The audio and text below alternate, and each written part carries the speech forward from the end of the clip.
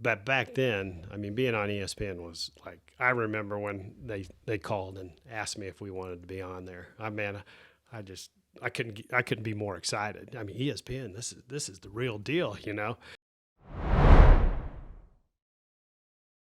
Running low on fuel shouldn't slow you down. That's where Juice Fuel comes in. Wichita's convenient mobile fueling service that brings the gas station straight to you. Whether you're managing a fleet, running a job site, or just don't have time to stop and fill up, Juice Fuel delivers fuel directly to your vehicles, saving you time, money, and hassle. No detours, no downtime, no waiting in line. Download the Juice Fuel app, visit juicefuel.com/Wichita, or give them a call at 316-402-2246 to learn more. All right, Alan, Jim, thank you for taking the time to sit down with us. No problem. You know, we've had a lot of fantastic coaches in the area, and you two are no different, so it's great to get to do this. Yeah, we're looking forward to it. Thanks. Little Eagle pride here. So, yeah.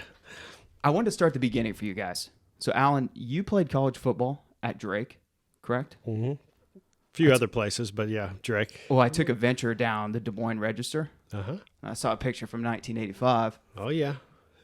of you celebrating a win over Iowa State. That's right. How about that? That was a great win for us. Yeah. And then they dropped the program at the end of the year. So, Oh, no kidding. yeah.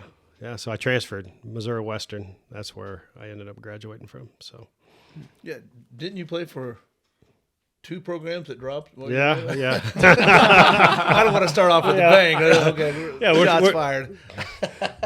Jim, you went to Who invited Jim? I was. You went to Butler and WSU wasn't far. No, you're right. True. A couple years later, WSU dropped. So, Very true. You had a unique playing experience playing at WSU. Well, Did you notice? Were you able to notice that the program was kind of on the ropes at the time? yeah. When I went there, after Butler, that spring, they were just put on probation. They were put on probation there and had scholarships cut.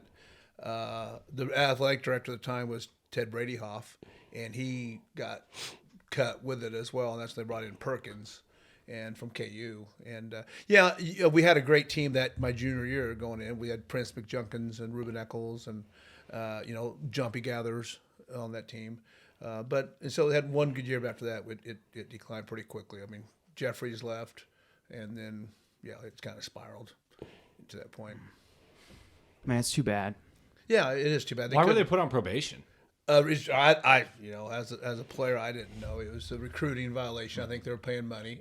Now it's NIL, but back in those days they were illegally recruiting. And it was a Butler kid that I played with actually, that because Fane Henson was coming over, and he was recruiting him as Tex Allen, and I think they got caught doing some illegal stuff there. He ended up at K-State and actually played at K-State.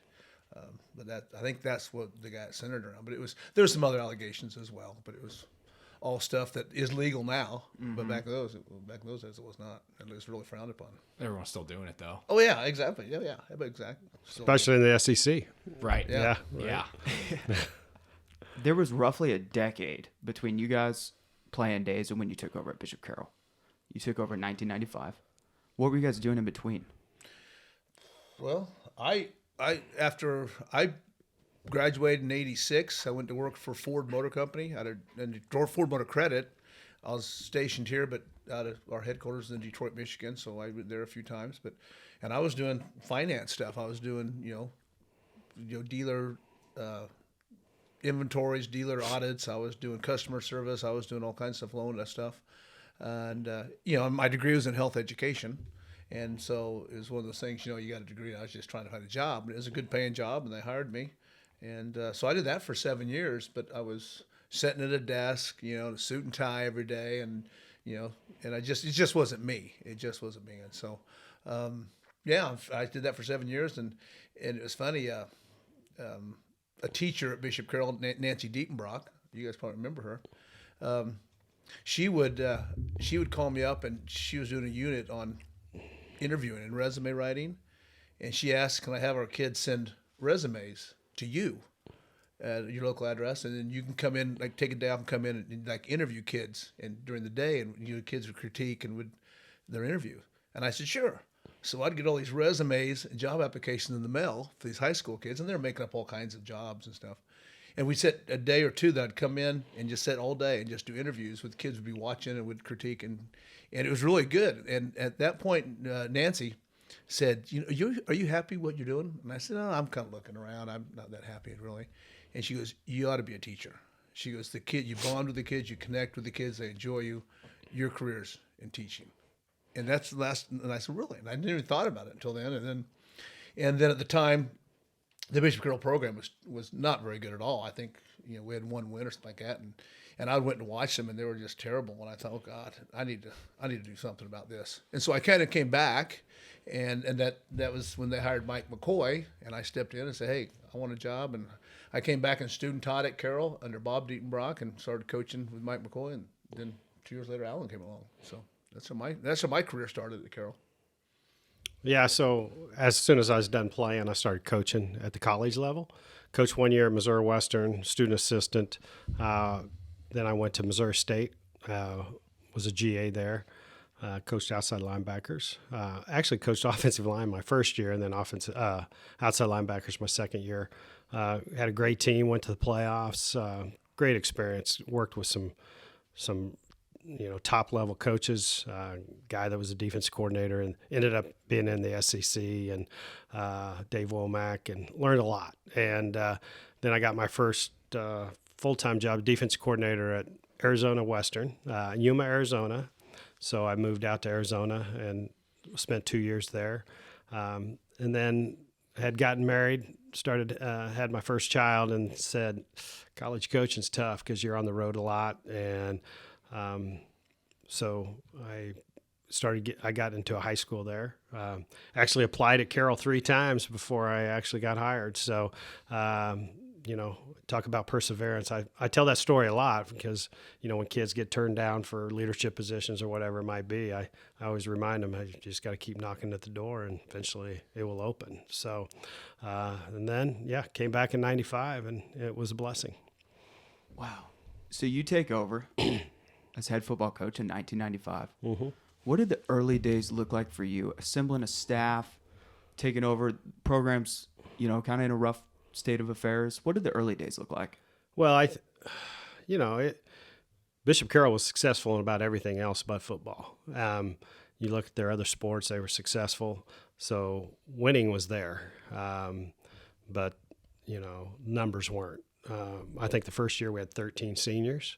And then when I was done coaching in 2016, I think we had 35 seniors, and football's a game of numbers. And then, again, put a great staff together, with Jim being on staff, and then Dusty actually applied for the head job, didn't get it.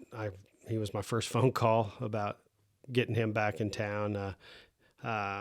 His wife had family here, with the Dooling family. So we wanted to, hired him as offense coordinator, Jim as defense coordinator, and then just kind of built within. And Roger Robin was around, got Roger on staff. Just hired just people that believed in the program, believed in, the mission of what we were trying to do. And, it's kind of an amazing story when you looked where we were at and to where we got. It just took a big team effort. So, what were some of the things you guys specifically did to right the ship? So the team wasn't good in before 95. You guys get there. Was it, let's get these guys in the weight room? What was it specifically that you did to kind of turn the tide? We didn't have a weight room when we started. Closet. It was a closet. With like a bench, and that was it. And so we didn't have a weight room. So that was one of the things. But the first thing that Alan, when he hired me, and like I said, I was there for 2 years, and we were 500. So Mike McCoy got us better, but we still didn't have the numbers out, didn't have the perseverance and the work ethic that we needed. And Alan came in, the first thing he did was, he said, we're going to outwork everybody. And just as a coaching staff, we're going to prepare. And we became a staff of preparation. I mean, everything was about preparation. And so we can't expect the kids to work harder than the coaches. We just can't. And so he said, in order to, as coaches, we're going to lay out an example for these kids how to work. and how to be present and how to work. And we're going to be there when every time we ask the kids to be there for weights or whatever it is, we're going to be there as well. We wouldn't ask them to do something we're not going to do. And so that's where it started at. And then it was just about work ethic. It was about getting good quality people on staff, which we did. Then we made good quality people out of our players, and they were already good students, but we taught them even more. We taught them the work ethic and how to put time in to be successful. Yeah, in the early days, I mean, we brought in an offense that wasn't atypical to the City League. City League was, at that time, was 3 backs in the backfield, run the football.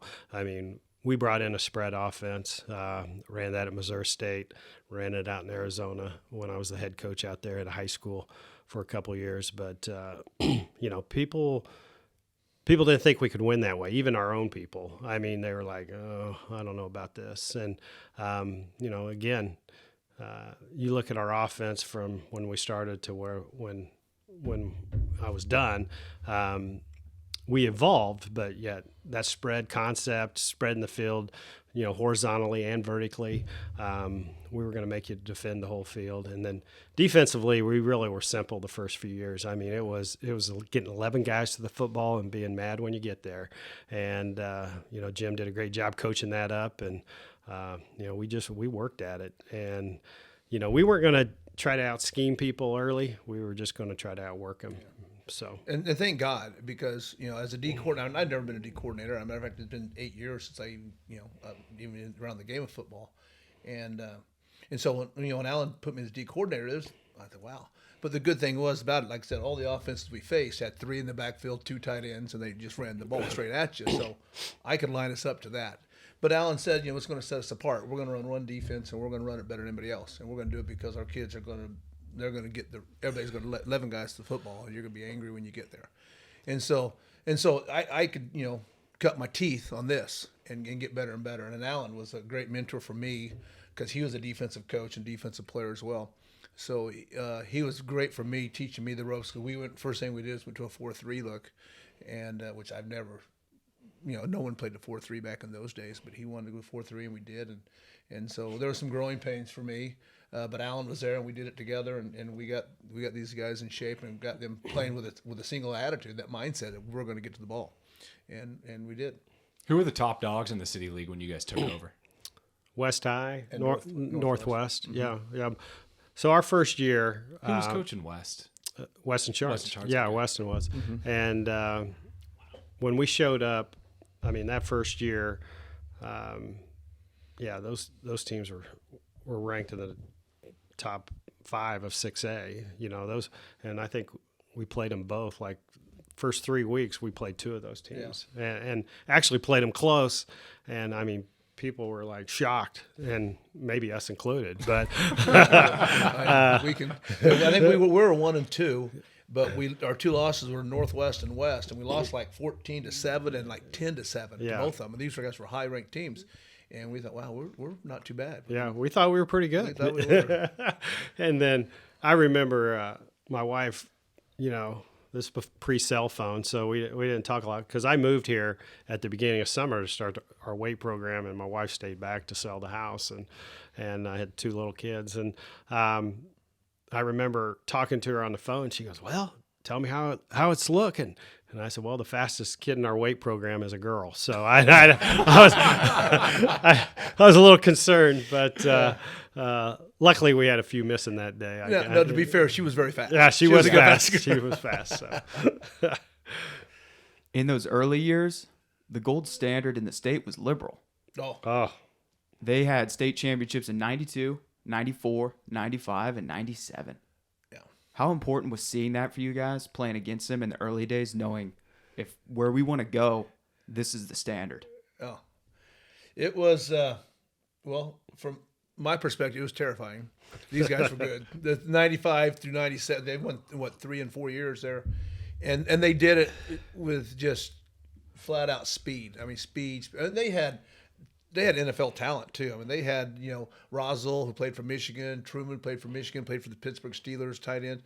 And they just had dudes. But here again, Cornelison was the head track coach, and he had 14 straight state championship track teams. So they were just fast all around. And like Alan said, our fastest person in the weight room was a girl, and so we didn't match up with them very well at all. No. I mean, we could not just do it. Boy, but we got better, and they made us better. But you're right. It was we'd sit down at the beginning of every year and said our objective is to beat Liberal, because we couldn't go to state until you beat them. Take down the top dogs. So that was our objective every year going into it. But it was tough. Yeah, and they were fast, but they were physical and well coached. They set the standard. How does a team like Liberal, who is just north of the Oklahoma Panhandle, out in the middle of nowhere, field a great team like that? Well, I mean, they just had a good run of athletes. I mean, I think everybody said, "Oh, they recruit." I'm like, who wants to move to Liberal to play high school football? Come on. and they were, because they're that close to the border. A lot of people came from Oklahoma up, to live, because they had the meat packing plants there, and so a lot of them came back to move there for work. But But it seemed like only the families with good athletes came there to work, because they had some good athletes. Yeah. What's your kid's 40 time? Yeah, you can't get a job there. Go, Yeah, it's interesting how a school just right there at the southwest corner of the state ends up being a power for, the large part of a decade. Yeah. And great players and kids that, guys go on to KU like Michigan and Nebraska, tailback that played at Nebraska. Missouri, Missouri, Marcus James. Yeah, he was. They had some players. They had some dudes. What was the year you finally got him? 2000. Chris Jackson's year. Yeah, 2000. First year beat him. Yeah. It took us 5 years. We finally got him. Yeah. Wow. And they had, who was their running back? Was Also, who played at K-State. Played at K-State. They still had a good run of athletes going, but we got him finally. Chris Jackson's year. And I think the year before we played them close. Actually in '98 we had probably the best game. Oh. One of the best games in my coaching career was we lost on a Hail Mary pass. Last play of the game. But it was back and forth. It was a shootout, and then that was the district championship game, and they ended up winning. And then they just ran the table after that. So. And we had a good group of guys, but we had a lot of guys going both ways that year. But still, we had solid talent, and it was.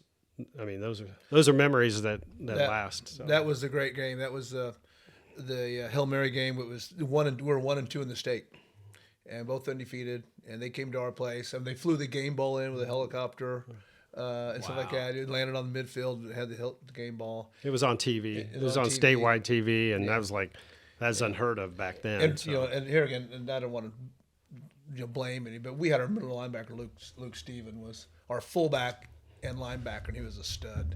And we were killing him with Vera, and he rolls his ankle, and he goes out, and he can't play. And we couldn't get the edge anymore because our backup fullback just wasn't the same kid as Luke Steven was, and we just had trouble scoring after that. But it was tied 28-all with just seconds to go in the game. And they threw a Hail Mary up, and we had our free safety and corner there, and they basically hit each other and tipped the ball up and lands right in the Liberal guy lap, and he scores for a touchdown. Wow. Yeah, it was about Because it was a hell of a game. 70 yards. Yeah. 70 yards. 70 Yeah. And we lost on that play. What a throw. Well, No, the throw wasn't that far. Yeah, it wasn't He that- caught her about the 40 and ran. That's Yeah. Oh, God, even worse. Yeah. It was. Oh, yeah, I remember sitting on the sideline, and my heart just sank. Like, oh, my God, I can't. It was a hell of a game. Searching the football field for a Yeah. flag somewhere. Yeah. I was getting ready to throw it out of my pocket on the field. So we would play them in district every year Mm-hmm. because I think, and correct me if I'm wrong, but when we were going through, 2 teams from each district could go. So you guys was would get one teamed up team. or One. paired up with Liberal every year, and it may have been the best and second best team in the state. Yes. But only one could move on to Yeah. regional or or whatever the next round was. Right. Exactly. That was 8 teams made the playoffs at that point, and 1 team out of each district went to the state There's playoffs. 4 teams in a district. Yeah. So So our district was Carroll, Goddard, Valley Center, not Goddard, and Arc City and Liberal, or campus at the time. It was something like campus that. at the time. It always rotated a little bit, but Carroll and Liberal were always together. We were So basically the 2 farthest east or farthest west, West 5H schools. So we always got. That's amazing. Yeah. But Carroll is, Yeah. Carroll and Liberal. yeah, Two furthest West teams. West Wichita and a team that's not far from Colorado. Yeah, exactly. Most West teams. Yeah. That's amazing. We were, or Troy was, he was trying to complain to Ron when we were Ron Baker here, talking about, we had to go to Liberal. Ron squashed that immediately. He's like, you ever gone to Pratt on a Tuesday night from Scott City? Like, well, no, we haven't done that. Yeah. A lot of those schools would come into Wichita all the time. Oh, right. Oh, yeah. Right. Yeah. Well, that WAC conference out there, yeah. I mean, Liberal goes to Great Bend and Dodge City and Garden City, and they play, what other, Hutch or other schools up there. Yeah, there's just dirt roads almost all the way to each town, and hang out for a Tuesday night and play a game. Yeah. So moving into the 2000s, the City League's full of great players and great teams. We've talked on the basketball side with Bob Lutz and Joe Auer, but the football side's no different. Bryce and Arthur Brown at East, Joseph Randall at Southeast, Cameron Wembley at Northwest. All four of those guys, I think, played in the NFL. Yeah. And all those great Heights teams. Yeah. You guys have Bishop Carroll at a high level at this point, never winning less than 9 games the entire decade. How was coaching against those type of players and teams? Well, it was fun. It was a lot of fun playing against that kind of talent. For one, our kids got to see, what it took to get there, to prepare for a team like this, and and that it is possible to beat people if you play as a team. And Alan always said this: football is the ultimate team sport. That as a team you can overcome anything, because there were guys, we didn't have anybody that could match a John Randall, we didn't have anybody that could match the Brown brothers, but as a collective team we had 11 guys that could get the job done, and so that's how we preached it. And believe me, we had as coaches, we had coaches meetings that would go into the wee hours, trying to get a game plan how to stop these dudes, Liberal and like I said, the Brown brothers and Cameron Wembley and stuff, and so. It was fun. It was enjoyable, but it took a lot of time, a lot of work, and a lot of scheming, and to get it done. But we did. It was great. I mean, the kids always stepped up and loved the challenge. I mean, we'd go on Monday and give them the game plan and say, here's what we got to do. And they'd always up for the challenge. They always were excited about playing at Cameron Wembley, playing the Brown brothers, playing these great, John Randall. They were always just excited as heck to play these guys. Yeah, and I think when you look at it, that's what it's about. It's about being competitive, playing competitive players, great players that are going to be Division I athletes, NFL someday. And we're pretty honest with our guys. I mean, we tell them this guy is special, and again, challenging the group. And again, it was a game changer for us in the mid 2000s. About 2005, we went to a total platoon system where every player played one position, either offense, defense, and we had a few guys that would kind of go back and forth. But for the most part, that really upped our program. That really increased the numbers. Instead of being maybe your, a backup corner, you end up being a starting corner because. The guy that was in front of you now is a starting wide receiver. And again, that really, kids saw more of an opportunity to play, and I think that really elevated our program and helped us against teams with exceptional athletes. And we had to be creative, too, with some stuff. I remember Cameron Wembley, they did us a favor. They had him playing quarterback. And we told our kids, hey, nobody here can tackle this guy one-on-one. I mean, you're just not going to. I mean, the guy was 6'6", and could run like a deer, and he's just incredible. So we told on defense, our D linemen and linebackers that no one chases him. So when you got past the line of scrimmage, you stopped. And so he would turn, and we'd have 3 guys there. He'd stop, and he'd turn around and backpedal, go the other way. We'd have 3 guys there, and he'd stop. So no one would chase after him. We'd only just make a wall in front of him. And it was so funny because he'd go back and forth, and we'd always just make a wall, and no one would go after him. We'd just make him, just run him to death until finally we'd kind of, circle him and tackle him. But that was our game plan. We practiced it all week, and people were like, wow, how come no one's going after him? Because we're going to miss him. We're going to miss. There's others to it. We don't have anything like that. So we'd come up with stuff like that through all the time, and it worked on our kids. But our kids just bought in. Whatever we told them to do, we worked at it at practice, and it was usually always paid off. Just daring him to throw instead of run. Daring him to get rid of the ball. Yeah. Get the ball out of it, because with the ball is in his hand, he's going to score.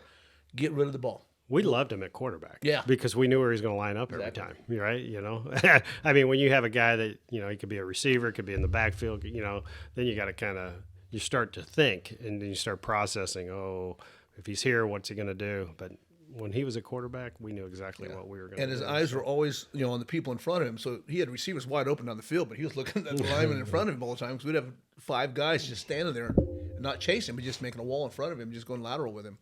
And he's always just going backwards. And it was fun to coach that and do things like that and see the kids, do it right and make it work. It's always good to do something that works. Yeah. And that you just come up with. Yeah, That's just- your guys' yeah, idea just- thinking, we let's see if this works, and it does. Yeah. Believe me, we had a few ideas that didn't work either. We had a lot of ideas. But all these ideas were created down there in the dungeon rather than the coach's office that should have been condemned years ago. Yep. He played almost 10 years in the NFL. Yeah, for the Cleveland Browns. Yeah, I think he played for the Raiders. He played for multiple different teams. Yeah, he was drafted by the Browns, but he was good. He was good. His biggest play against us, he was also their punter. And we had him backed up, and it was fourth and a mile. Well, anyway, they snapped the ball to him over his head. So, again, our defense knew what they were doing. They wouldn't rush, they wouldn't chase him, but we had our punt block team in, so they go smoking after him. Yeah, we didn't practice it with them. Yeah, we didn't practice. So he made like 25 guys miss on that play, and he ended up scoring like a 70-yard touchdown run because we had guys missing him 2-3 times. It was it almost made our highlight film. It was so impressive. Yeah, so it was incredible. You guys were probably praying for just a clean snap. Punt the ball. Yeah. Punt the ball. Get the ball. We don't out want of any his hand. chaos. Yeah. Needless to say, we never rushed him again after Yeah. that. So anyway, we came out with the dub, so that was good. That's all that matters. Back to the platoon thing. Do you think Carroll was the only team doing that? No. I mean, Because you have to have the numbers. you have to have the numbers. We got it actually from Salina Central, Coach Diener. Salina Central had some really good teams in the late 90s, early 2000s. And I remember going to a clinic and listening to him talk. And he's telling us how bad a couple of his starters were, that they couldn't play for a lot of teams in here, but because they platooned and they practiced every day that position, and they just got better and better and better and better. And, and you start thinking about it, a guy playing both ways, and then you got 2 guys playing one way. Football's a very demanding physical sport, and you're thinking, okay, that starts to make sense. And our numbers were right at the tipping point of, I think we could do this. And I'm glad we did, because again, our program really took off after that. So yeah, Salina Central was where we got it from. But it was definitely a leap of faith. Yeah. Alan bought into it, and because we were platooning, and believe me, I heard about it from a lot of parents. Oh, But when we're down, when our team's driving on us and it's 4th and 1, and we got our best athletes on the sideline because they play offense, why aren't they in the game? Because that's not our program. These guys are on the field. They practice this every single day, all day. That's all they do. They're the best prepared for this. And and like I said, it was hard at first. There were a lot of people that didn't believe what we were doing would work. But I tell you what, we showed them that it works. yeah. A 70. If you're playing both sides, you're taking 70 snaps. If you're playing one way, you're only playing 35 snaps. You're twice as fresh. And if you get an injury, you lose 2 positions now instead of 1. And so you got 2 positions to fill. So it all worked out. Like I said, I was skeptical at first, but boy, Alan drilled it into us, and we did it. Tell you what, I'm a believer. What we did was right.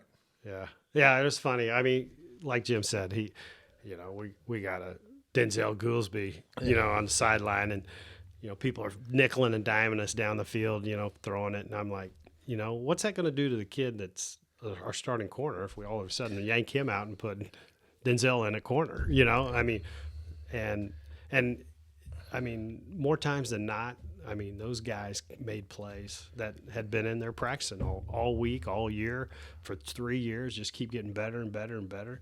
And again, it doesn't just make you good for that year; it makes you good for for future seasons, because you got younger guys that are getting reps now, and you get more kids in games. I mean, we were fortunate. We had 105 guys at the height of our program, and we'd have games where every 105 guys would get in, and that's hard to do. But with special teams and platooning, that was important to me because every guy out there put the work in, and they all deserve a chance to play. Yeah. Yeah. And that's a good point, But here again, back to his point, I think Denzel should have been a safety the whole damn time, and not. But anyway, well, that's how it is. He ended up getting there. Oh yeah, yeah, No, he did. He did. I know. I don't know if he'd been Gatorade Player of the Year at safety Probably though. not, So probably not. Good point. In the back half of the decade, you guys had a great player of your own in Blake Bell.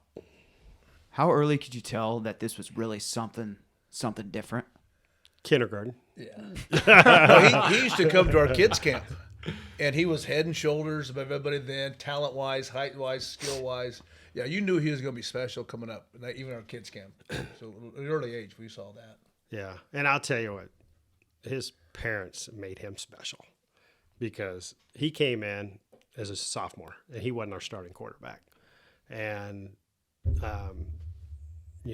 a lot of parents would have yanked him out of the program, sent him somewhere else, but we had two seniors returning that took us to the state semifinals the year before, the quarterbacks. And, and Blake played receiver. And I to this, which I think I had pretty good foresight because he ended up playing tight end in the NFL. Yeah. So, playing at OU. Yeah, at an OU. But I think Blake really became a better quarterback because he understood the receiving position because he played in it.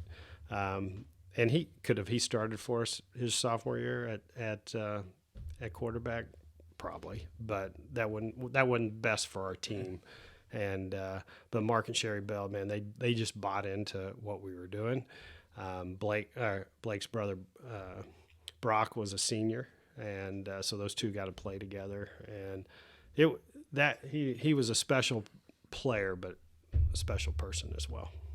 Yeah, he was. Yeah, well, Blake was just that kid, and we just knew we had something special, and he fulfilled every accolade he was given. He was just that guy, and like I said, and it's kind of a cliche, but he was every bit as good as a person off the field as he was as a leader on the field in the football, as a football player, as a student, or whatever it was. He just was. He took it seriously. He took pride in everything he did, and that's what made him such a great player. Jog my memory. Was he the receiver on the other end of that hook and ladder against Great Bend with Joe Brown? Joe Brown, yep. Right. That was Yeah. Wow, I forgot about that. Yeah.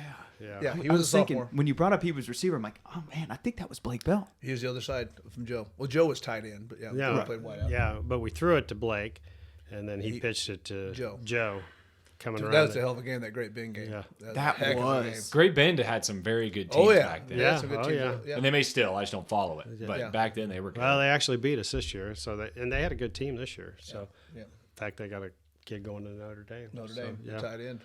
Yeah. Did Dusty just have that in the back of his mind? Like, all right, if we have a play that we just need. We always had A break glass play. Alan was always break glass. In Yeah, case. Alan was always one that always had a gadget play in his back pocket, and we'd work on one. And usually it was a special team play. We always had a trick play here for an extra point or a field goal or a punt, something like that.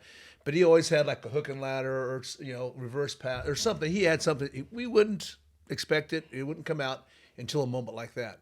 And then Dusty would say, "Hey, let's do the hook and ladder," and all of a sudden, and I remember on the headsets hearing that, like, okay, and I just started grinning because I thought, here it comes, and it was great because they were hitting hard on the hook on the hitch. We're running hitch, and they were hitting hard, and boy, we busted Joe out and got. And So Blake Bell caught it, tossed it to Joe Brown. Joe Brown. That was how. Joe was at tight end and Blake was wide receiver, and Blake did the hitch and Joe did an out, and he caught it and pitched it to Joe on the out and up, and the rest is history. Yeah, that was a fourth down play, and it was that was Late in the game. I think they had maybe a couple plays. The clock. It was under a minute left, so that was the game right there. So if we didn't get it, then Yeah. we're checking in on Monday. So How does a play call like that come about? Is that something that you were like, hey, Dusty, what do you think about this? Or did Dusty vice versa say, what do you think about this? Yeah, Dusty Or does and it I just had get called? Yeah, we had good communication through the game. I don't. It just takes special time. Whether it was him or I, or we've coached for 22 years together, and at times I might suggest it, at times he might suggest it.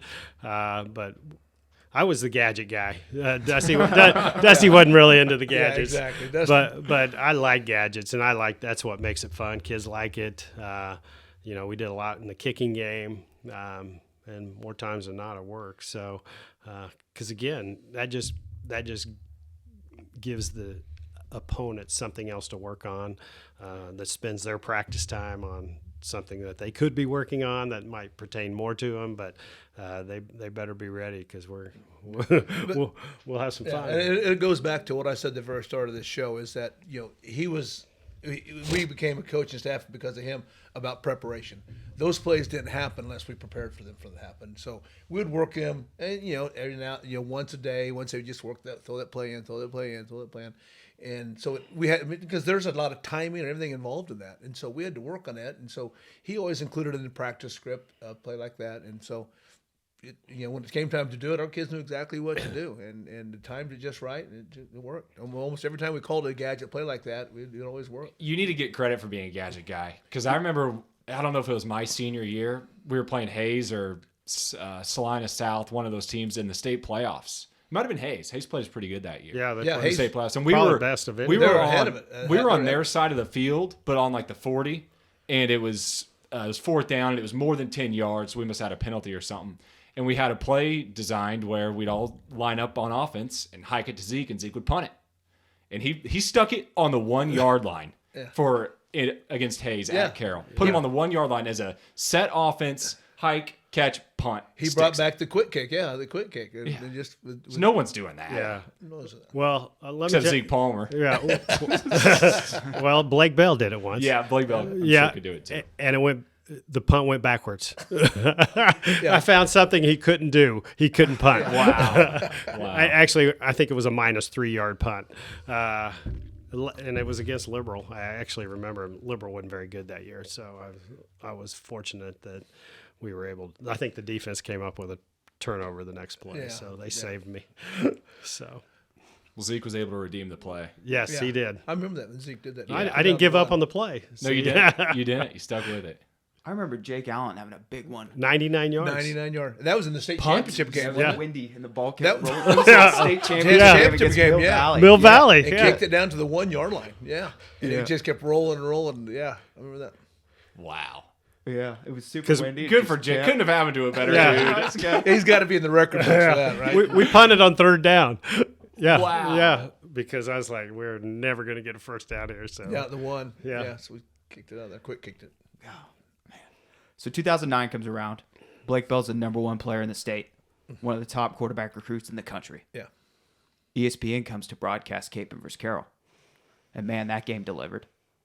What do you recall about the buildup of that and the game itself? Take it out.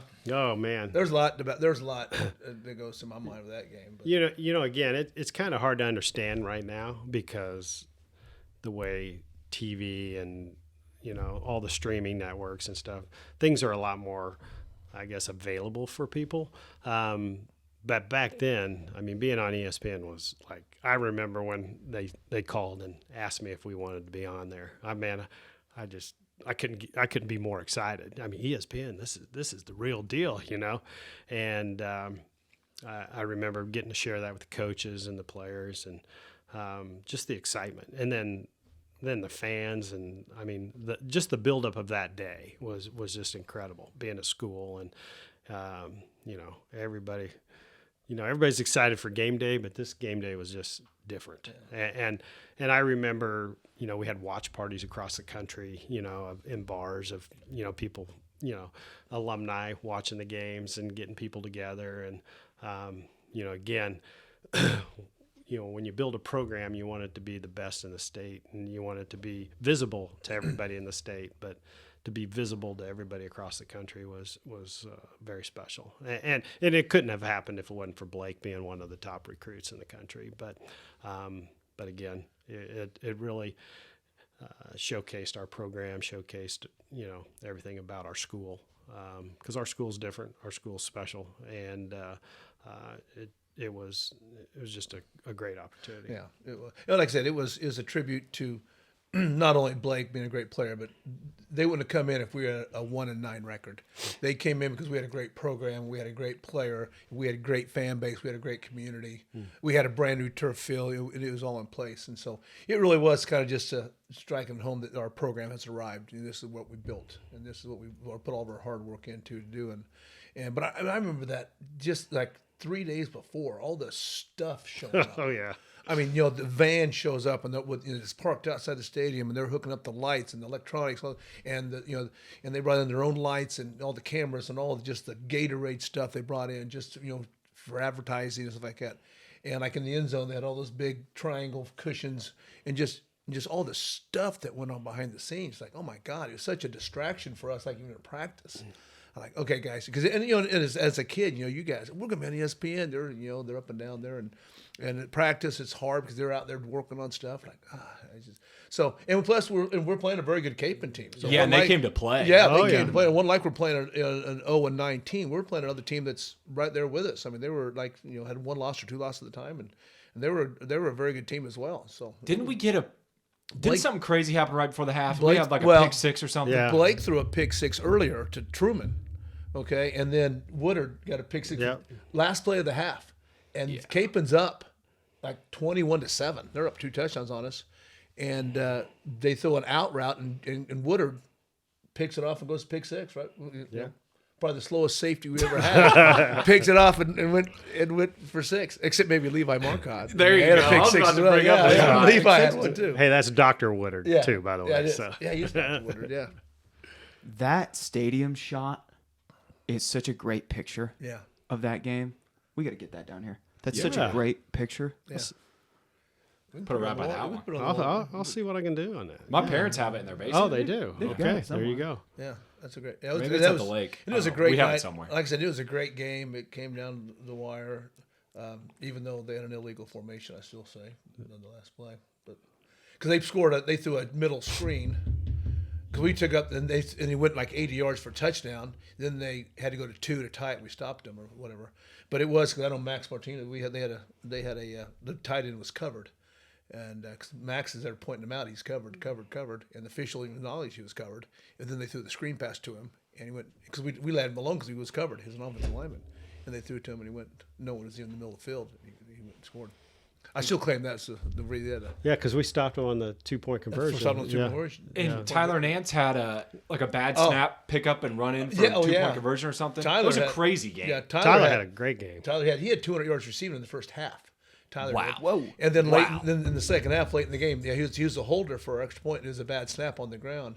And he picked it up and ran it in and had to dive for the pylon to get in. And that ended up being the difference in the game. Yeah. So then they scored and had to go for 2, and we stopped them. It was a heck of a game. Capon came to play Yeah. in that Because one. they usually didn't against nothing, you guys. yeah, nothing they like more than to spoil that. Oh yeah. And they always came in, with they're always motivated and they're always excited to play us, but eventually we'd wear them down. How was navigating Blake's recruitment? I know coaches are very much involved in stuff like that. I'm sure many programs are coming in and calling Blake and calling you guys. How was navigating that? It was amazing. I mean, I remember one day talking to the University of Georgia, Alabama, Notre Dame, KU, K-State, all in the same day, and it's like, this is pretty incredible, and everybody was after him. So we kind of had set up a whole recruiting spring. We were going to hit, or he was going to go to some, and actually he was going to take me along for several of them. I was like, okay, we were going to go see Clemson and Georgia and Iowa State, but his first visit was OU. He said, Coach, I've always been an OU fan. I want to visit there first. Well, we go down there and visit, and I remember him Coaches all went. Yeah, we I was all with- I went was down. with you. Yeah, Yeah, we were with you. there's a bunch of us that went down with him because Coach Stoops said, "Yeah, bring down your crew," and so we brought our crew down. And I remember on the way back, Blake goes, "This is where I want to go." So he canceled all the other visits. So I canceled all my visits. So, but just a great opportunity for him. And he's a legend in OU. I mean, He really is. With the Belldozer and Yeah. And I was happy as a lark because I'm an OU fan, so I thought, okay, yeah, this is perfect. But yeah, and I have a lot of friends down in OU and people that are OU fans that down there in Norman. They said, Blake his legacy is set down in OU folklore, because he got beat out at quarterback by Trevor Knight, but Blake could have left and gone anywhere, but he said no, and he went to Coach Stoops, said, hey, I'll play tight end, and so he did, and he came in. If you guys remember, Trevor Knight got hurt against Notre Dame, going into Notre Dame, and Blake came in, went to South Bend to beat Notre Dame, who was ranked like number 5 in the nation. And then Trevor Knight comes back, and 2 weeks later, like Bedlam, they're playing Oklahoma State, and they're down 2 touchdowns in the fourth quarter. They pull Knight, put Blake in there, and he throws 2 touchdown passes to win that game, and against Oklahoma State. And so he had a great, and then he had a great career. And like I said, then people know you love him because he's just that kind of guy. He's an OU guy, and so it was great to watch him down there. He handled that like a total pro. Yeah, but I remember when Josh Heupel came in our locker room when he was playing that senior several times. I saw him, and he'd come in the locker room for our game with Josh Heupel because he was the O coordinator at the time at OU, and talk with us. And he'd come down to the coach's office like, "What the heck is this? This is where the magic happens, man." He just looked around. He wouldn't stay very long. He's afraid to get disease or something, infection. So he'd leave. Yeah, it was funny. He'd come down and look around like, "What the heck is this?" Yeah, the locker room now isn't what it was when we were all going through. No. Man, it's beautiful. It's now. upgraded. Yeah, it is. Yeah, It needed to be done. I've heard. Yes, it did. I haven't been in it, but I've seen videos. It looks yeah. fantastic. Yeah, come on down. Looks like a collegiate locker room. Yeah. No, it definitely is. So, Jim, you have one of the all-time stories of playing catch with Blake Bell. Well, no, I didn't play catch. He played throw. I played drop. Okay, so we didn't play. No, okay. Well, Blake and I always, and I learned my lesson. But Blake and I always had a good arm, and always warm up. I'd always other bell, and me and Blake played burnout. He'd warm his arm up, and I'd throw back, and every day after the end of every practice, Blake would always find me, and he just would play burnout with the football. Well, we're at Hutch summer camp, contact camp, and our offense is out on the field, and I'm on the sideline, and they blow the whistle. Practice is over, and I start walking toward Blake, and I have my sunglasses on, and so Blake turns to me, and just as he does, Timmy Chad's behind me, and says, "Hey, Coach, is this practice over?" And I turn around, and I said, "Yeah, it's over." And by that time, I go black. Blake looked at me. He thought I was looking at him, and it was a brand new Wilson ball. Oh my God, hard as a rock, and it hit me right in the nuts. Okay, and I went down, and it must have been funnier in hell because everybody was laughing except me. I wasn't laughing. you had to turn away. The only person. And anyway, we had a player called Chris Ebdam who was. I'm looking on the ground, and he comes to me and says, "Coach, you okay?" And I look up, and I thought he hit me because I didn't know what hit me. I just went down, and I was in pain. And I said, "What did you do?" And he said, "I didn't do anything." And Blake Bell walks up and says, "Coach, it was me." And I said, "Oh, okay, Blake." And so, but yeah, anyway, so yeah, he gave me a good shot.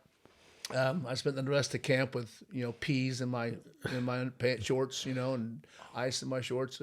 And what's funny about it is we had 2 days of camp. We come back and my son Michael was playing t-ball that night. So I come right from Hutch camp right at the t-ball at West Urban, and Matt Bye's boy Andrew is on Michael's team. So I sat there with Paula, and Matt walks up and says, "Hey, how are the balls doing?" And Paula, my wife's like, "What? What are you talking about?" He goes, "Oh, well, he took one of the nuts from Blake Bell." And she's like, "Why didn't you say something?" I said, "Oh." So I went to the urologist, and sure enough, I had a little ruptured my right testicle. And so, and I told Blake then, I said, "Okay, Blake, since you owe me one, so if, when you make it to the NFL and you become friends with a famous player who marries a billionaire pop artist. I want to be invited to the wedding, but he ain't following through with that. So, no, but it was, Blake and I'll always be tight. And what's funny about this is I went to a K-State clinic, and I saw Blake, and Blake was when he went to the Dallas Cowboys. He went to the Dallas Cowboys, and he went into the first day in his meeting, he went into the tight end meetings, and they had to tell a story about themselves, and he told that story about me. And when I went to K-State, there was a coach that was there with the Cowboys came in, and I told him, I'm from Bishop Carroll. He said, "Are you the coach that Blake Bell took one from Blake Bell?" I said, "Yeah." He said, "Blake told that story with the Dallas Cowboys." And he goes, "Yeah, it's hilarious." I said, "Well, I'm glad you guys think it's funny because it wasn't very funny to me." But, yeah. That's Jim. He always took one for the team. Yeah, so, I took yeah, the team. yeah. That's right. So. That is hilarious. Golly. So around the turn of the decade, you guys seem to always run into Hutchinson. Oh, Great. Always in the playoffs. Randy Dreiling, great program. After falling short to Hutch, how good did it feel to finally get past them? well, it felt great. Obviously, I mean, the big win for the one that stands out in my mind is the one we went to was the year after Blake Bell, when Tyler was at quarterback, and then we went up to Hutch, and they were, I think, 3-time state champs. I think undefeated in 2 years. We had like a 30-some game win streak, whatever. And we went up to there and shut them out, beat them 21-0. And boy, they had 2 NFL players on that team. They had Eugenio Grisham and they had Ben Heaney, who played for the Raiders and whatever, and one played for New England. And we shut them down. I mean, our defense was small, but we had Bo and Tucker Chad and Bo Bell at defensive ends, and we just had some players that would bring it, and we had a great game plan and scheme, and boy, it was a dogfight, but it was a great win for us, and that really, got us over the hill against Hutch. That was the barrier. Yeah, and it was, what was fun about that team. That team, you always hear brotherhood. I mean, teams that are really, really good, whether it's basketball, football, baseball, whatever it is, it's kids that play for each other and really buy into the team concept. That team was special in that regards. We did take a beating. I mean, we ended up, we lost several guys in that game and that hurt us in the state championship game, even though I don't know if we would have had a chance in the state championship game, but it definitely would have helped us. We went against a Blue Valley team that was just, they were dudes, man. They had some creatures, and they were well coached, and they were similar to us, but they were bigger and faster than us. But we had just a good team that made plays and found a way to win, and it was. Do you think going up against Heights, because Heights had a great team that year and they ran the same offense? Yeah. You think seeing 2 great teams running the same offense had to have helped? Oh yeah. Absolutely. And that's when you run the flex bone, that's the tough thing is simulating that in practice. And because you can't, but it definitely helped prepare us for Hutch. Yeah, we did. We were fortunate because we did have had Heights as well as Hutch did the same thing. And we always did a great job preparing for that, because one of the things that we did was we stemmed up front, because that's a scheme blocking. They're always here. They're always reading the 3 or reading the 2-eye. Checking plays. And they're checking plays here and there. And we used to slide our linemen back and forth, and it'd screw up their reads.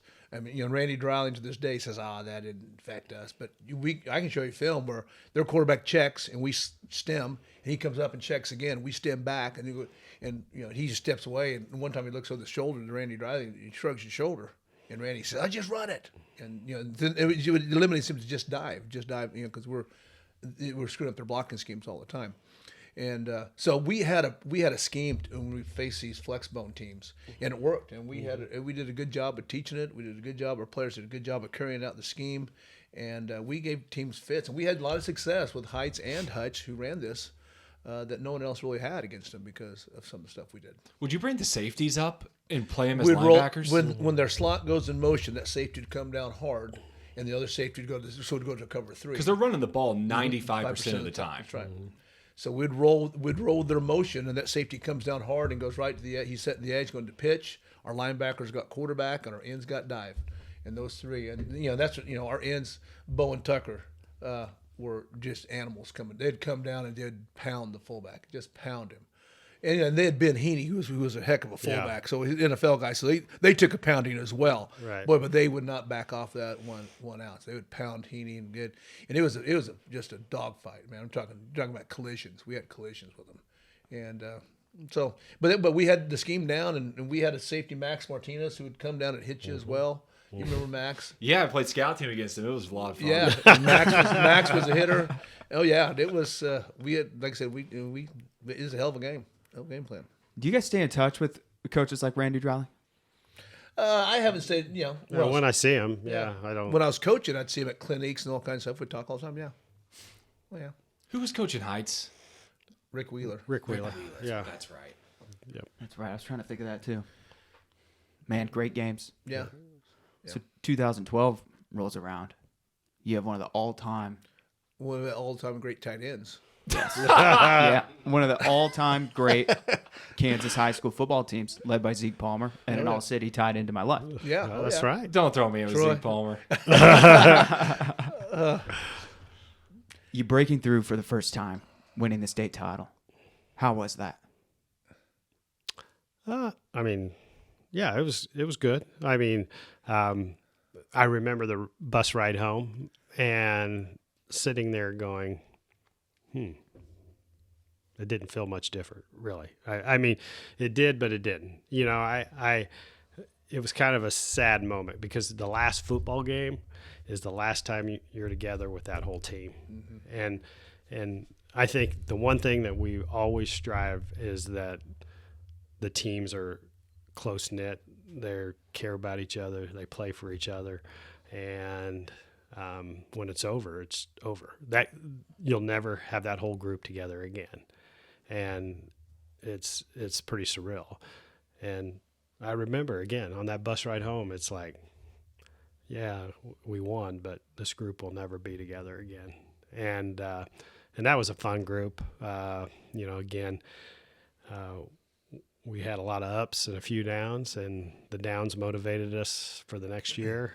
And it was special, especially going undefeated, and then really to cap it off in a state championship where we put a whooping on Bishop Miege, and we left no doubt that we were the best team in the state of Kansas. Yeah, and it's true. Yeah, you never with it, but every year you come to that conclusion that you're never going to have the team back together again. But it's sure nice going out on top with them. You know what I mean? Especially a team like that. I mean, I remember. Zeke Palmer in summer weights. If you weren't there, he'd call you. Why aren't you here? And I think that the 2010 team that we were just talking about, because we were sophomores when they were seniors, I think that, my class was very talented, but that definitely helped watching see what those guys did. Yeah, now, they didn't win it, but they got there. They beat Hutch. Yeah. But that definitely mattered. And a lot of those guys played, and Matt Jennings. Yeah. Zeke played. Zeke played a little bit. And so that definitely helped us. And it gives you a taste of it. It's like, if you get here, you might as well win it. Yeah. And it was. Did you guys know that you have to play the game, but we were quite better than them going into it? Did you? No, you guys did a great job. Yeah. We did not. They had Cozart at quarterback. Who was a great athlete when he wasn't the quarterback Zeke Palmer was. He went to KU and Zeke went to Butler, but he wasn't the leader that. And I think on my film breakdown on defensive, I knew that their offensive line was going to have trouble with our defensive line. We had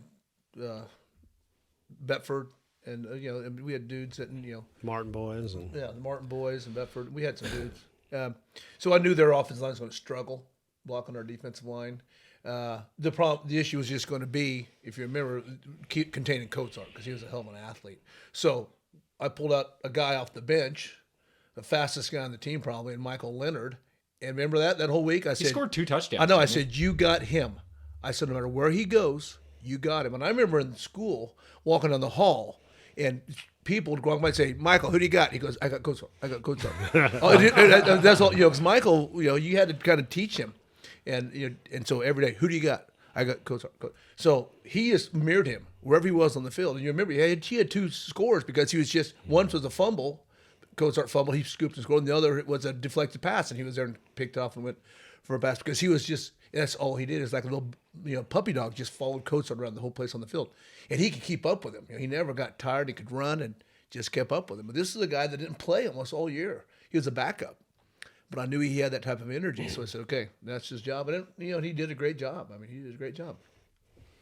What a great team that was. Yeah, I don't know if I went into it thinking we're going to roll. I'm sure you didn't. Yeah, I mean, I remember you didn't show it if you did. Yeah, No, well, I definitely wouldn't show it. Yeah. But I remember Coach By going, "Well, you better dust off the trophy case," and I just said, "What?" And because he had done a breakdown of before I even watched the film of Miege on a Saturday morning when we come in, and but then you watch them and it's hard to compare because Kansas City schools, they're always at that point they had won a lot of the state championships, and that was prior to Dewbey kind of beating teams up there, and then us starting to beat teams up there, and so you weren't for sure how good they were, but yeah, I knew how good we were, and I knew how good we could play together. And football, though, if you don't take care of the football, you always give another team a chance. And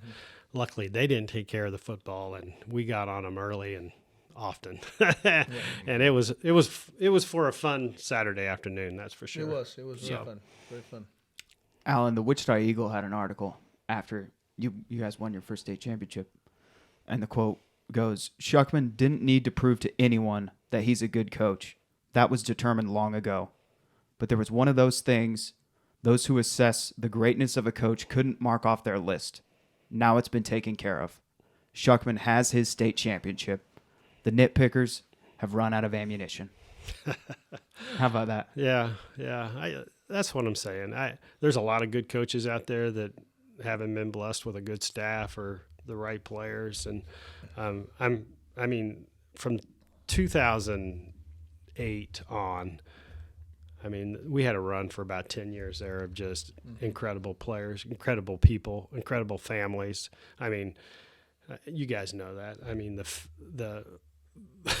The circus that went on Thursday after practice with what's the locker room going to be, And don't forget the painting of the field. The painting of the field. Yeah. Just the community that was built. People always ask me, "Do you miss coaching?" I miss that. I miss the community. I miss the relationships you have with players, with the families. I still have that in my job, which is I really look forward to that every day. But the when you're a coach, you have a different platform, and kids look at you differently. They listen. They tend to listen better, and they respond to you. So that. Yeah, I guess that definitely proved a lot of people that I could win a few games. But again, I was in coaching for a lot more than just winning football games and winning state championships. And when I figured that out, kind of 2010, we ended up winning more. So. Sometimes you're worried about that end result, the state championship, and you're so focused on that, you don't look at the process. And the process is developing those relationships. And that's the biggest thing for me. Yeah, and I don't think Alan's being way too modest. If he didn't win a state title, he'd still be a great coach because you're right. He didn't go into coaching to win ball games. Well, he did, but he went into coaching to build relationships with the young athletes and to make them better people. And he's told us this forever. He much rather look at you 10 years down the road that you're a successful husband, that you're a successful father, and that's what he's more proud of than anything. And so, yeah, he's got a trophy on his wall, of his state titles, but believe me, he's more concerned about the kids on those teams and how successful they are now. And because he had to do some tough things, he made some tough decisions while he was coaching on kids that stepped out of line, and he would always come down on them hard because he said, if I let something like this slide and they end up being in jail 10 years from now because of I let something go that I could have prevented, he goes, I'd never live with myself. And so he was always concerned about what you guys were like after high school, much more than it ever was about winning games. And so that's what he was all about. And so I appreciate that and admire that in him. Yeah, that's great. But I ain't gonna lie, winning does help. People listen a lot more when you win. Sure. Gives you a little credibility. Understood. You know, it wasn't long till we were back in the state championship game in 2014. Another great team. Denzel Goolsby was quite the player. Great defense. Oh, great defense. That was the best. Was there certain validation after winning 2? The best Defense. Okay. You were not going to get that from the 12 guy. No, you know what? That defense was statistically the best. You know, and even coaches like Weston Sharts, who's been around. He played on this in the 70s for Southeast, and they had a great team. Even he says that that Carroll defense would have stopped us. He goes, this is the best defense I've ever seen. And we just had, and here again, you guys all saw it. You played with them. I mean, it's just, and I was talking to Al about this, you know, the hardest part about that season was keeping guys, how do you make guys better when they're that good? How do you make them better? And so we would go into practice and we'd go 1v1s, you know, 15 plays offense, 15 plays defense, and let you guys go at it because, I mean, our practices had to be harder than the games because our games sometimes weren't very hard at all. And it's like, how do you keep getting kids better when they're this good? So we had to, and you know, I'd still get in, you know, in guys' faces if they were screwing around or getting lazy on us. And so that was the hardest part of that year because we knew how good they were and how good they could be. So we had to stay focused at practice. And like I said, our practice times were some of our best games because we'd go at it in practice. I mean, we'd just go at it, and we had to. Otherwise, they'd get complacent because it just would be too easy for them. And so, but that was a great defense. I loved that year. My job was so easy. I mean, it didn't matter what I called; they'd execute and just annihilate people. They were good. Yeah, and it was. You talking about practice that were competitive? Oh my gosh, we had to tone it down at times. I mean, I remember several times just having to call off practice. I mean, when we went to our 1s versus 1s, because the defense was competitive, the offense competitive, and I mean those guys loved each other. But boy, when they were in a competitive situation, it was. Oh yeah. Well, when you got you know a Will Honus, a linebacker from Nebraska, going against Noah Johnson, who's in the NFL to this day, going 1v1. Those two dudes, I mean, it got violent and they got physical. What a matchup! And yeah, it wasn't. It was fun. Yeah, and you know, not to mention Chris Dugan, who was a Division I defensive tackle. You know, and then you have Denzel Goolsby up there. You have Colton Howe. And, you know, you got dudes that just Mark Quaney. Oh, Josh Hornback. Josh, yeah. And Tommy Marquez, that linebacker, they would get after it. And like I said, it got so physical at times, and we'd have to call. We're afraid people would get hurt because it would get they would be physical. But the thing about it was, when it was all said and done, boy, they'd pat each other back and hold each other's helmet, walk in the locker room talking, and just like nothing ever happened. Like, oh my God, I thought they were going to kill each other. And so. Yeah, and I would have took that team up against anybody in the Midwest. I mean, you know, I hear this Texas stuff, how good football is down in Texas, OU or in Oklahoma, but that team was special. And I mean, we had size, speed, we had a great scheme. Kids that played hard. We had attitude. depth, attitude. I mean, they could have played with about anybody. Well, yeah, and Troy was stacked. And you did play with, like, you played with Denzel, you played with not Chris Dugan, but you played with, you know, Noah Johnson, and you played with a lot of those guys. All those guys played Tommy on Marquez, my team. yeah. They Mark, played on, Josh Hornback, those Josh guys were all starters. all started on defense. They were sophomores then. Yeah, So right. yeah, so you know the type of players they were. It was just a very rare time that just all those families and kids came together at one time in one place, and it was pretty amazing. Mm-hmm. The only time that defense was giving up points was in the fourth quarter when guys like me were playing. And Good point, Jack. Good Except point. for the state championship game. No, state championship game, yeah. Yeah, We gave up, and I never forget that locker room. Did you guys blank them in the state championship game? no, we turned it over in the first quarter and they scored. Well, yeah, Colton fumbled the ball inside the 10, like at the 8-yard line, and we go out there and held them 4 downs. But on 4th down, And who was it? Will Honus grabbed a face mask. It's St. Thomas. Will Honus grabbed a face mask on the fullback, and we stopped him, but they gave him a 1st down at the 2, and it took him 3 plays to score from the 2, and we went in halftime down 7-6. 7-3. 7-3. Yeah, I thought we missed a field goal. 7-6. Oh, okay. Something like that. We were down. And I remember I was thinking, oh my God, so this is this team that's, invincible, right? And I'm walking the halftime, we're down 7-6. I'm like, oh crap. And I walk in that locker room thinking, what am I going to say to these kids, and how am I going to do this? And I walk in there, and I never forget Mark Quaney and Tommy Marquez were up on a bench and just screaming at these guys, saying, "This will not happen again. They will not score again on us. We are going to win this game." And I just looked at them and I said, "Okay, enough said." And Colton Howe walked over from the offensive locker room over to the defensive locker room and said, "Guys, that's on me. That's on me. We're going to score points. Just don't let them score anymore. We're going to win this game, hands down." And everybody said, "We got your back, Colton." And he went over there and we went out there in the second half, and I think the second or third play we scored, and then we scored and scored and scored. And so, and I don't think they came even close to crossing midfield. I don't think so. Our defense was bad. It was bad. I will get asked this by other people if I don't ask you guys. You can abstain if you wish. Oh, I know what's coming. I know. Yeah, I know you're splitting hairs. 12 or 14. Go ahead, Al. No. You're the head coach. You can abstain if you wish. Well, they had the same record, 12-0. Both were. I think offensively, almost identical stats. Yeah, they had identical stats offensively. Defensively, I probably got the edge. Defensively, they're. I mean, you guys. That team was great, but you guys were down at half to Hayes in the playoff game. I know that one, and so we both had that, but. Yeah, I mean that defense didn't give up any points at all to the state championship game. I mean it was pretty legit. So if there's a slight edge, I'm leaning 14 strictly for defensive purposes. Offenses, I think both of them were great. Both had great leaders at quarterback. Both of them had great running backs, great offensive line, great receivers.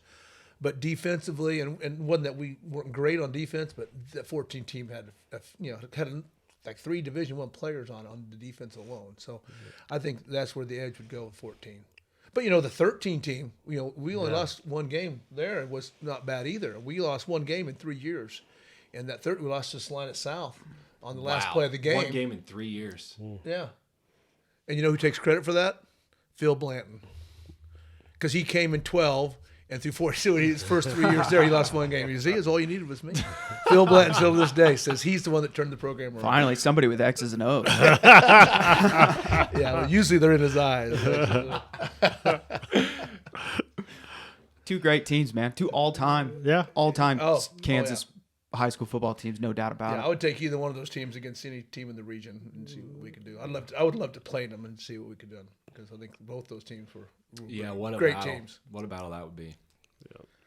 There's been so much exemplary leadership that was on the staff at Bishop Carroll that's also former players. I want to talk about Chris Norgren, 2002 graduate, who's also an assistant coach on your staff in the late 2000s.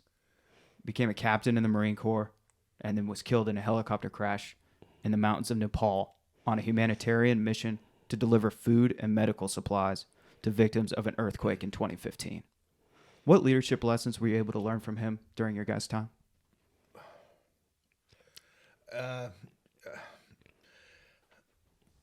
Chris Norgren was, I don't know how to explain. He was just, the guy cared so much about people.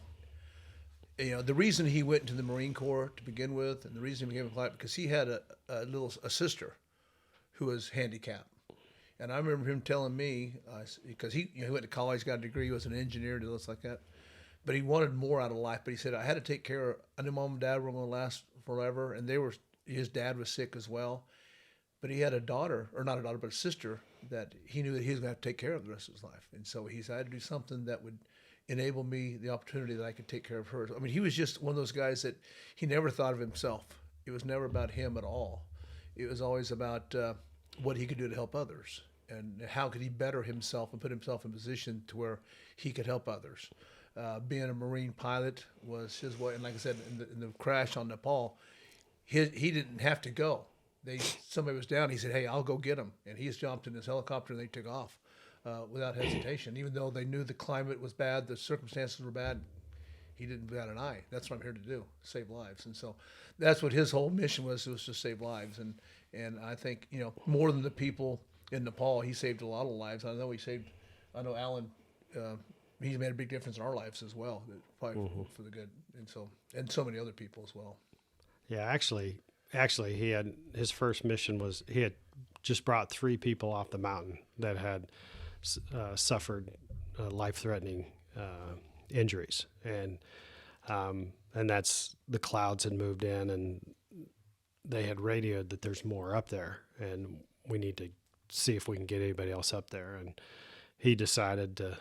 He took his crew and they went back, and didn't make it. And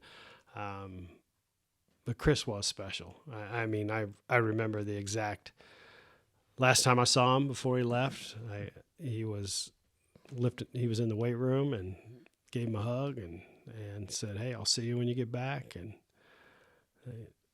unfortunately, he never came back. And but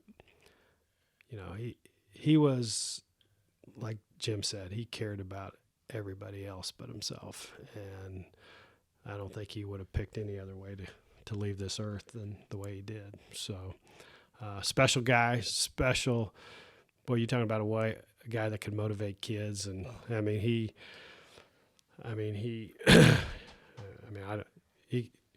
I don't know how many kids went to the Marines because of him. Yeah. He kind of helped the Marine Corps out, and just a special guy. And so, do you know the story about him and Coach Gann? No. This is a great story. Great story. He came back and was coaching with us. He was on the Marines, and he was waiting to get into flight school or whatever it was. And so he was on temporary until he got his assignment. So he was coaching with us. And Tyler Nance was our quarterback because it was the 2010 season. And he was coaching Tyler, and he got to be pretty close to Tyler. Well, come to find out that Tyler's godfather is Michael Gann. So Tyler told him, "Hey, my godfather, is a Marine. He's a colonel in the Marine Corps." And so Norgren gets his mission. He goes over to the Middle East, and he gets there, and he's under Coach Gann's leadership. So he walks in. He walks into Coach Gann's office. Said, "Are you Coach Gann?" Or Michael Gann. He goes, "I think we have something in common." He goes, "What's that?" He goes, "Well, I coached your godson." He goes, "What?" And he pulled out the Bishop Carroll C logo. And he said, "Yeah, I coached at Bishop Carroll. I coached your grandson at quarterback, or godson at quarterback at Bishop Carroll." And so they took a great picture with their army and over there with the Bishop Carroll C. And we had it hanging in our locker room forever, saying, Bishop, Eagle Pride is around the world. There's people knowing Bishop Carroll and respect this program, and Coach Norgren and Mike Gann for around the world. So it's really kind of special. Wow, how cool is that? Yeah. They met over in Afghanistan. He said, Just the leadership at Bishop Carroll over the years is just what separates it apart, in my opinion. You've got Chris Norgren, Michael Gann, Michael Laubon, all these veterans that, man, they just lead from the front. They know everything about discipline. That's just a unique experience that guys like us and many other guys get the privilege to go through. Yeah. It here again, it starts when Alan took over, hiring, just good character people. Now he hired some characters, but but we're all and coached some. But they were all of good character. And Coach Laubon is one of the best. But all of us, he hired people that were a good fit for the program. He hired people that genuinely cared about the kids and their well-being, cared about the program, cared about the community, cared about the school, cared about education, and that's what it stems from. It all stems from all this stuff. It was all about part of the master plan that I don't know if Alan knew it at the time, but this is what happens when you have this stuff happen, when you hire good people, and it goes viral. The Holy Spirit definitely worked in this.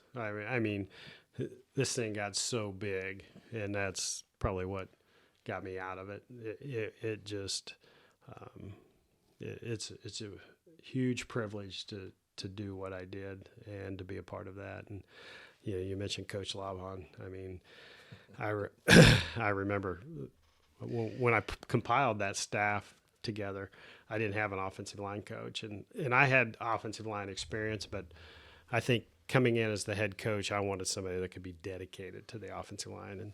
And I don't know if Coach Labhan was real fired up about coaching the offensive line, but man, he did awesome. And just that first year, we struggled across the board just because of the low numbers. But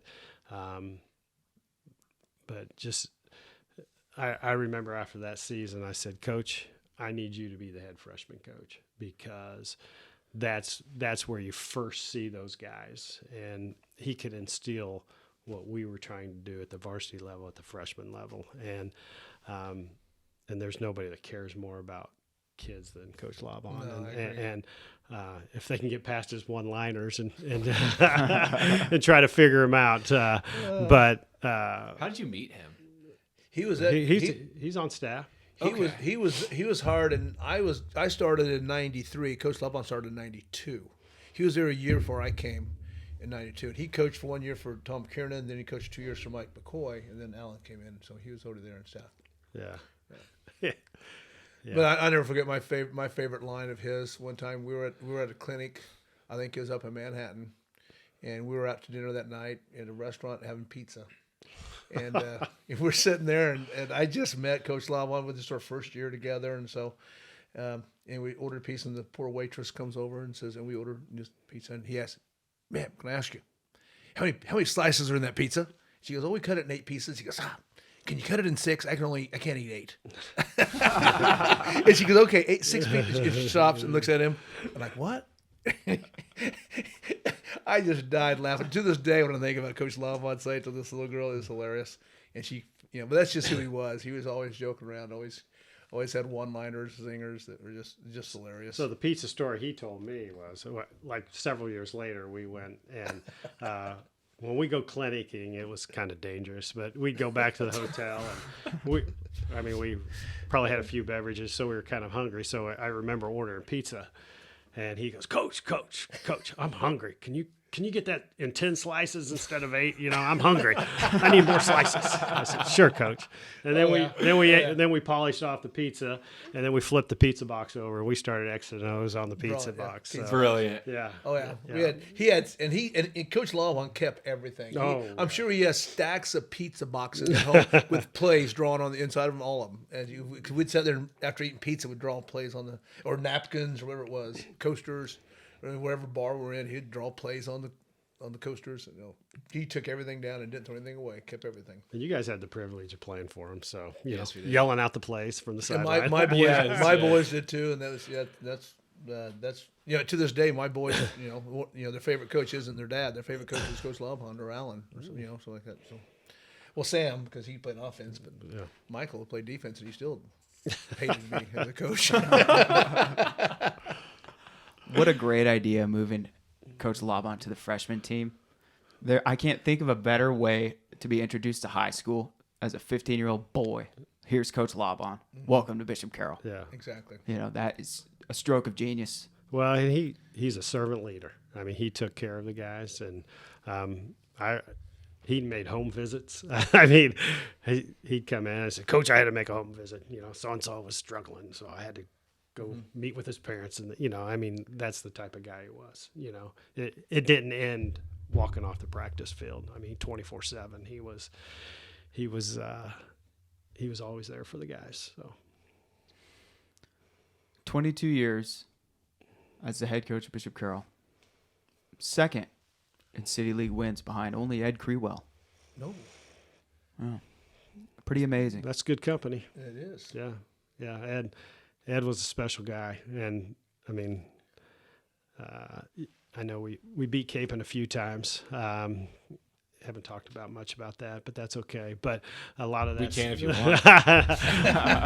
a lot of that stems from the whipping I took from Eddie Crewell when I was a player in high school. So yeah, I did too. He beat everybody. He was good. Yeah. You remember we met him together? Yes, yeah.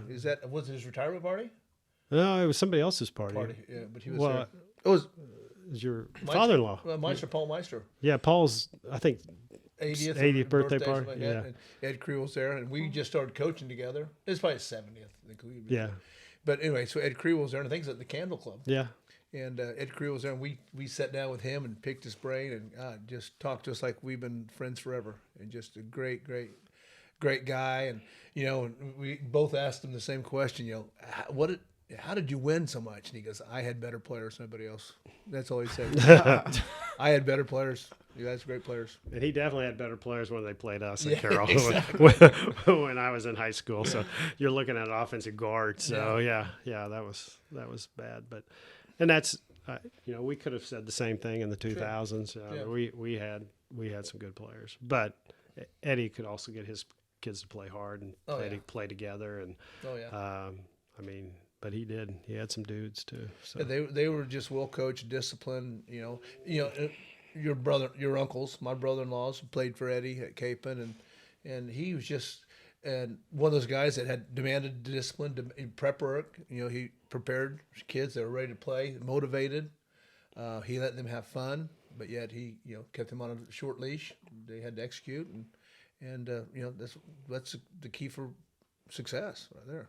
And that's kind of what same forward plan that we did. So What a career for both of you guys. yeah, it was a good run. yeah. Well, Alan's career's taken off again. Yeah, congratulations, president position. Yeah. Congratulations. Thank you. I'm excited. So take my energy to another level. So Yeah, what's that entail? Lucky to have you. what's They it are. entail? Yeah, what's it all entail? It's going to entail a lot. So just carrying on what the foundation she's laid, and we're going to hopefully make it bigger and better, and keep things rolling. And kind of in the next few years, we're going to be kind of developing our vision for the next 6 to 8 years. What's Bishop Carroll going to look like? And Troy's going to have some kids there soon, so I'll have some grandkids, and just put Bishop Carroll on stable ground. And it's a unique, special place. A lot more are required of our students than other schools. And when you look at the service hours and the commitment to the parish and the things that we ask for students, but when I take a step back and I just look at our graduates like you guys and the great things they're doing, and not just for themselves but for others, I think says a lot. I'm a graduate as well. Yeah, Jim is too. I am too. So. No, believe me, Tish has done a great job, developing. When Alan and I were coaching and we had that run, Tish was behind the scenes doing a lot of stuff for us as well. Absolutely. And helping this program go. And now, with her stepping down, boy, they hired the right guy in Alan. I mean, Alan, as you can tell by just what we've said today, he genuinely cares about people. He genuinely cares about our community, about our school, about these young kids and what their future's like. And so he's going to do great things, and I'm going to be there helping him every chance I can. And so. Awesome. I mean, we're still working together. We're still coaching together.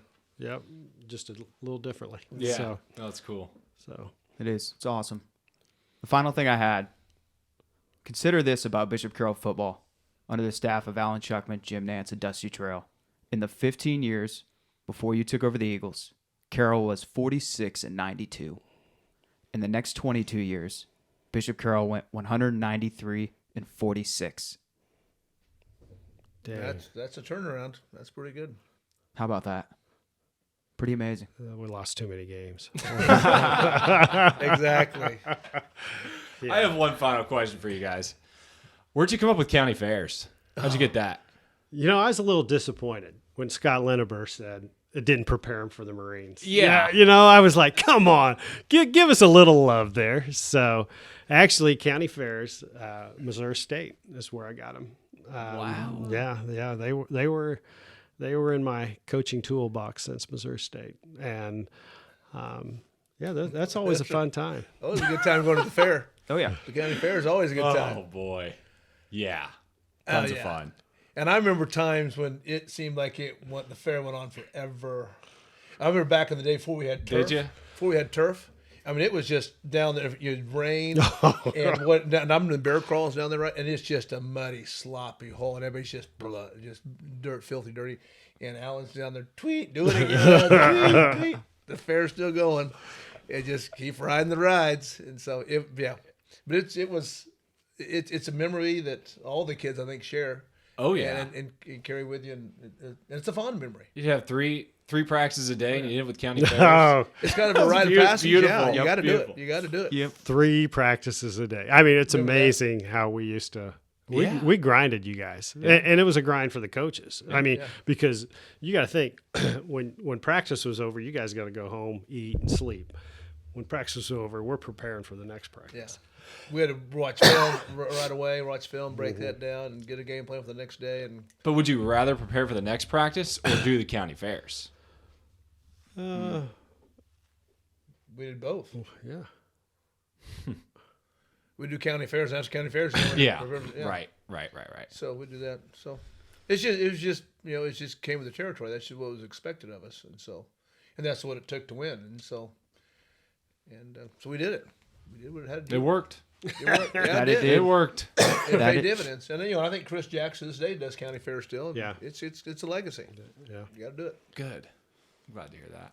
But they're only practicing once a day, I know. so that's new rules. Yeah, I remember we'd get different coaches come on staff, and I just Matt By came from collegiate, and I remember his first hell week with us. He goes, I cannot believe what you put these guys through, and we didn't know any better. I was like, what? And the kids didn't know any better. Yeah, kids They thought, didn't. this is just what football practice is. Yeah. Okay. Yeah. Everybody's doing this. I don't know, not everybody. Yeah. Yeah. But yeah, Wow. it was a good run. And It was. I'm glad you Pretty guys were amazing. part of it. Yeah. So Man, you guys were part of it. Pretty amazing. we need to have a big Eagle Pride Eagle Pride reunion. So I'm having my 10-year high school reunion this Yeah, year. you I are. can't believe it. 10 years. Yeah. I mean, Sam's is next year. Yep. Wow. Yeah, time flies. Time flies. Time flies. I know. Enjoy it every step of the way. Well, that's all I had. You guys got anything for us? This was fantastic. Well, Yes. thank you, guys. yeah, thank you. This It's was fun. it's good talking about old times and Sure. I bring know, up it was memories Good, and time. Good times. yeah. I enjoyed it myself. It's great memories for you kids, but it's just as many memories for me, and for my family. Michael and Sam. They grew up on the sideline. I got so many pictures of Sam just all sweaty, running around the field after the game. And Michael did the same thing, and it was a family affair for me for the last 34 years. It's just been a family affair every Friday night. So when I stepped down last year, it's kind of weird not having Friday nights. The whole family affair. But you know what? I'm like Alan. Do I miss the time spent? Not necessarily, but I do miss the people. I do miss the people and the camaraderie. And I miss that old coach's office. And there's something about that's where this all took place at. Yeah. So Yeah. while it was a dungeon, I miss it. I miss it. Sunday night meetings. Oh, yeah. Or Sunday morning Yeah. meetings it ended up being. Yeah. So Monday morning, I guess. Yeah. If it was a big game, Liberal, Hutch, even Capon, we'd go there at 6 and not get home till after midnight sometimes. Until we came up with a game plan that we think would work. And so we put the time in. Wow. That's amazing. Yeah. You guys have molded a lot of men into the people they are today. Yeah. Well, they molded us too. Yeah, well, they so- did. I said you guys had just as much impact on us as we had on you. So it's a two-way street. Well, thank you guys for what you did, and thank you for doing this. No, Yeah, this was a Absolutely. treat. Yeah. it's great. Treat for Great. us too. So Great visiting with you guys. Awesome. Thank you. thank you. Thank you. Bye.